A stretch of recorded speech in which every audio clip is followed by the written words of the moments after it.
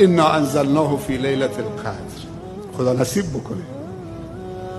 یعنی شما آمدید که التماسش بکنید. التماس کس ناکس میکنیم به خاطر یه لقمه نان. قسم ناحق میخوریم که 2 تومن روی یک پوشاکی، روی یک جنسی از مشتری بیشتر بگیریم. فکر میکنیم که تاجر میشیم. چرا التماس خدا نمیکنیم؟